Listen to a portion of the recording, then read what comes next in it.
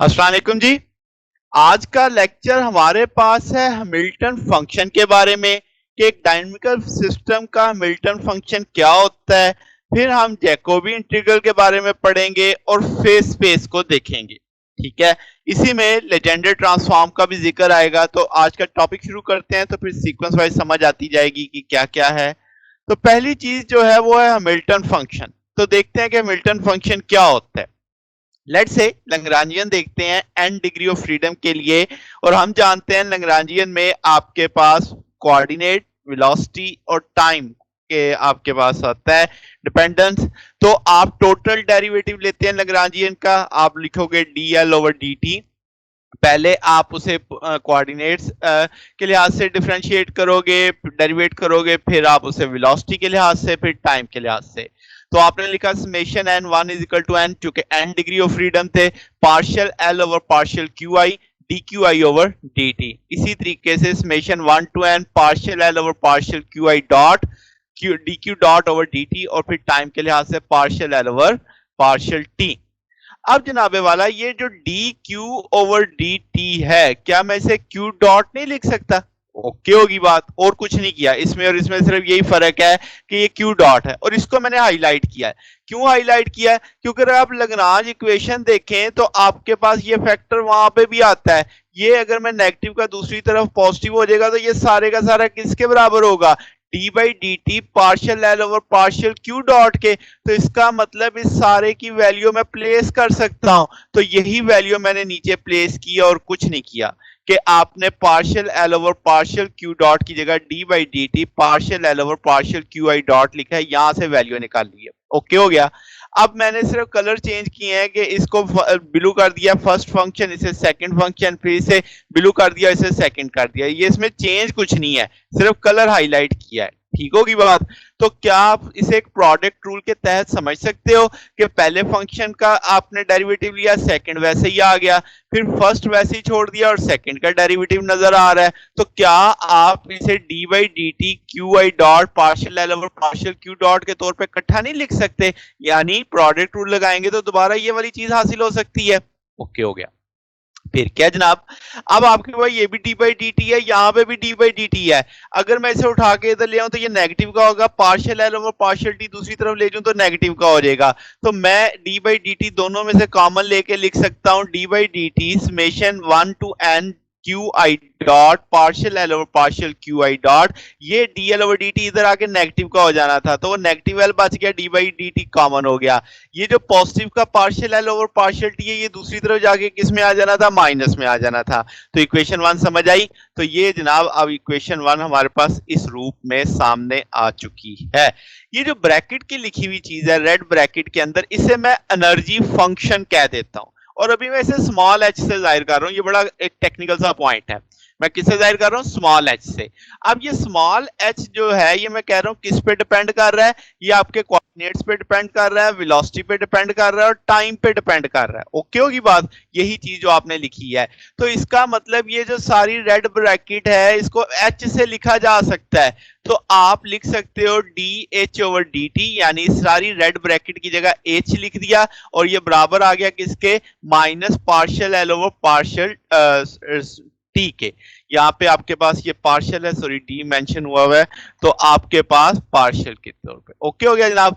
तो अब यहां से अगर मैं कहूं कि लैग्रांजियन जो है वो टाइम पे एक्सप्लिसिटली डिपेंड ही नहीं करता, तो इसका मतलब partial L over partial t equal to zero हो जाएगा, ये फैक्टर इक्वल टू जीरो हो जाएगा। तो आपके पास जब ये किसी चीज का डेरिवेटिव जीरो हो जाए तो इसका मतलब एच वहां पे किस तौर पे आ रहा है? कांस्टेंट के तौर पे आ रहा है। अब जनाब ये जो चीज है ना, अगर लैग्रांजियन फंक्शन पे टाइम पे फंक्शन ऑफ टाइम पे एक्सप्लिसिटली डिपेंड नहीं करती, तो ये एनर्जी फंक्शन कांस्टेंट हो जाता है। और आपके पास इसका ना इंटीग्रल उठाओगे तो आपके पास ये जो बनेगा, that is called Jacobi integral. ठीक है, तो अब आपके पास ये एक बड़ी की पॉइंट फैक्टर आ गया। ठीक है, तो जैकोबी इंटीग्रल आपको समझ आ रहा है यहां से कि अगर आप इसका इंटीग्रल देंगे तो वो आपके पास जो होगा equation of integral of motion जो होगा, that is called Jacobi integral. अच्छा जी, तो अब क्या करना है? ये जो इक्वेशन थी, ये वाली इक्वेशन नंबर वन, उसी को मैंने हाईलाइट किया यहाँ पे दोबारा, d by D T summation n one to N Q i p i minus L बराबर है minus partial L over partial q t के। अब अगर आप यहां पे देखो partial L over partial Q I dot है, तो मैंने इस सारे को आपके पास जनरलाइज मोमेंटम कॉन्जुगेट मोमेंटा के तौर पे पढ़ाया हुआ है, तो इसका मतलब इस सारे की जगह पी आई लिखा जा सकता है। तो ये जो चीज बनी अब आपके पास ब्रैकेट में, that is called Hamiltonian function. ठीक होगी बात। इक्वेशन नंबर 5 अब बहुत इंपॉर्टेंट है। आपके पास H बराबर आ जाएगा किसके, summation i is equal 1 to n है q I dot p i आपके पास है माइनस एल के तौर पे। ठीक है, तो ये चीज अब आपके पास चल रही है जिसे आपने लिया किस तौर पे, हैमिल्टोनियन फंक्शन के तौर पे। तो जनाब अब आपके पास h यहाँ पे कोऑर्डिनेट्स पे डिपेंड कर रहा है, h आपका मोमेंटम पे डिपेंड कर रहा है और आपके पास टाइम पे डिपेंड कर रहा है। तो ये जो अब इक्वेशन नंबर 6 आ गई, ये एक तरह से हैमिल्टोनियन की इक्वेशन आ गई। अब आप कह सकते हो कि ये जो इक्वेशन नंबर 5 है ये लेजेंडर ट्रांसफॉर्मेशन है, यानी एक प्रोसीजर है जो आपके जो कोऑर्डिनेट्स हैं उनको एक फॉर्म से दूसरी फॉर्म में ले जाएगा।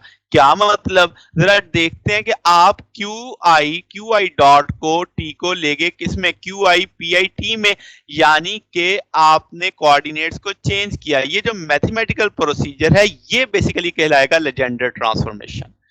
ठीक हो गया जनाब, ये बात भी क्लियर है, सादा सादा सी बात है। अब आपको हैमिल्टोनियन फंक्शन की समझ आ रही है, ये याद रखने वाली बात बस ये इक्वेशन है आपके पास। अब आप कहते हो कि पोटेंशियल अगर वेलोसिटी इंडिपेंडेंट है तो इसका मतलब जो इक्वेशन ऑफ ट्रांसफॉर्मेशन होगी वो टाइम पे भी आपके पास नहीं कर रही डिपेंड, तो एच आपकी total energy of this system है जो कि कांस्टेंट होगा। ये आपने ये लाइन पढ़ी, आपने बेसिकली यहाँ पे देखा कि एच कांस्टेंट आ गया था ना, तो मैंने लिखा था energy function of the motion is constant. तो यही चीज यहाँ पे अब समझाई जा रही है कि अगर इक्वेशन ऑफ ट्रांसफॉर्मेशन टाइम पे डिपेंड नहीं करती और वेलोसिटी भी इंडिपेंडेंट है, जो आपकी पोटेंशियल एनर्जी वेलोसिटी इंडिपेंडेंट है, तो एच किसको जाहिर करेगा, टोटल एनर्जी को। ठीक है, अब इसी बात को जरा डिटेल में पढ़ते हैं कि total energy of this system देखनी हो तो सिर्फ ओनली क्या देखना है, kinetic energy of this system देखनी है, function of velocity. Potential energy independent of velocity and time. Okay, ये बहुत अहम बात है कि आपके पास जो आप पोटेंशियल एनर्जी देख रहे हैं वो independent of velocity and time है। तो जनाब लैग्रांजियन फंक्शन को अगर आप एनर्जी के लिए देखते हो तो 1/2 एम क्यू आई dot square minus v q, जब आप इसे partial L over partial q dot करोगे क्यू आई डॉट, तो यहाँ पे तो क्यू आई डॉट है, यहाँ पे तो नहीं है, ये तो फैक्टर 0 हो जाएगा, पावर नीचे उतरेगी 1/2 से कट जाएगा, एम क्यू आई डॉट बचेगा। अगर आप दोनों साइड्स पे इस इक्वेशन के दोनों साइड पे क्यू आई डॉट से मल्टीप्लाई कर देते हो तो क्या ये चीज आपके पास M I Q I dot square हो जाएगी। तो आप काइनेटिक एनर्जी का टूल देखो, 1/2 एम आई क्यू डॉट होता है, 2 इस तरफ चला जाए तो m I Q I dot square के बराबर नहीं आ गया, तो इसका ये सारी चीज 2t के बराबर है। तो अभी अभी जो आपने हैमिल्टोनियन पढ़ा क्या वो यही चीज नहीं थी, क्या इसके अंदर Q I dot partial L over partial Q I dot चल रहा है, तो क्या ये सारी चीज 2t के बराबर नहीं आ रही है आपके पास यहाँ पे। तो अब आप 2t माइनस एल लिख सकते हो, यहां से एल की वैल्यू लैग्रांज फंक्शन डाल सकते हो, तो t plus V is equal to constant आ जाएगा। मगर ये कब, जब आपके पास लैग्रांजियन टाइम पे डिपेंडेंट नहीं है। ठीक है, तो इन टाइम एंड इंडिपेंडेंट कांस्टेंट वाली कहानी चल रही है ये। तो अब आप कहोगे एनर्जी आपके पास कांस्टेंट रहेगी, फिर आपके पास क्या है जनाब के इक्वेशन ऑफ ट्रांसफॉर्मेशन जो है जनरलाइज कोऑर्डिनेट्स को है वो आपके पास डिपेंड ऑन टाइम। मगर आप जब हैमिल्टोनियन की बात करोगे फिर आप कहोगे कि जब कहोगे ना कि हैमिल्टोनियन टोटल एनर्जी के बराबर है, उस वक्त टाइम पे डिपेंड नहीं करेगी। अगर वो टाइम पे डिपेंड कर रही है, अगर वो टाइम पे डिपेंड कर रही है तो हैमिल्टोनियन फिर टोटल एनर्जी के बराबर नहीं होगा, मगर एनर्जी अपनी जगह फिर भी कांस्टेंट रहेगी। मगर ये तो हम हैमिल्टोनियन को एनर्जी के बराबर वाली बात डिस्कस कर रहे हैं ना, ये तभी मुमकिन है कि अगर वो टाइम पे डिपेंड ना करे, कि आपकी जो इक्वेशन ऑफ ट्रांसफॉर्मेशन है वो टाइम इंडिपेंडेंट हो। ठीक है, तो जनाब अब आपके पास फेस स्पेस का जिक्र कर लेते हैं। फेस स्पेस अब आप जानते हैं आपके पास क्यू आई पी आई आ रहा है, तो आप जो हैमिल्टोनियन का जानने Q i p I T है, तो यहाँ पे अब आपके पास यहाँ पे दो चीजें आ गई, कोऑर्डिनेट आ गया और क्या आगे जनरलाइज कोऑर्डिनेट जिसे आप बोलते हो, और जनरलाइज मोमेंटम या कॉन्जुगेट मोमेंटम भी बोल सकते हैं। तो इसका मतलब हर डिग्री ऑफ फ्रीडम के लिए कितनी चीजें बतानी पड़ेंगी, दो चीजें, एक उसके जनरलाइज कोऑर्डिनेट बताने पड़ेंगे, एक उसका जनरलाइज मोमेंटम बताना पड़ेगा।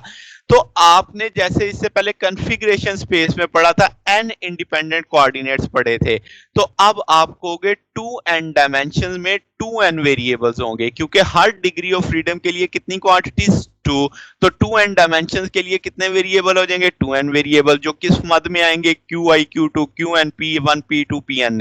समझ गए बात को? तो अब आपके पास इसका मतलब जो हर पॉइंट स्पेस के अंदर होगा आपने उसे पोजीशन भी बतानी है, मोमेंटम भी बतानी है, जो सिस्टम के अंदर जितने भी आपके पॉइंट्स आएंगे। तो ऐसी जो स्पेस होगी उसे क्या बोलेंगे, फेस स्पेस बोलेंगे।